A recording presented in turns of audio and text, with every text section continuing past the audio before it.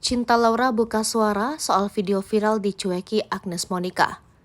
Cinta Laura akhirnya memberi penjelasan soal video viral dirinya dicueki Agnes Monica. Aktris Cinta Laura memastikan jika kejadian sebenarnya tidak seperti yang ada pada video viral dirinya disebut dicueki Agnes Monica. Menurut Cinta Laura, banyak orang salah sangka dengan video viral dirinya bersama Agnes Monica. Cinta Laura pun menyayangkan publik yang berpendapat negatif, padahal tidak mengetahui yang sebenarnya.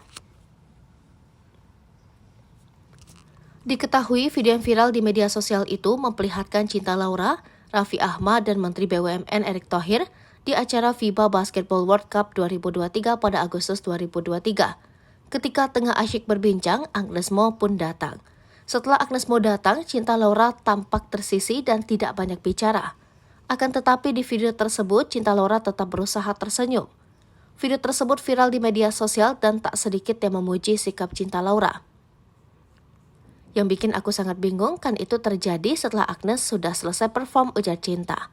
Aku kan ambasador FIBA sama Raffi, jadi sebelum itu aku, Raffi, Agnes udah selfie bareng, sudah halo-halo sebelum Agnes masuk ke panggung lanjutnya. Kemudian pada bagian video yang viral, Cinta menjelaskan situasi saat itu yang membuat orang salah sangka.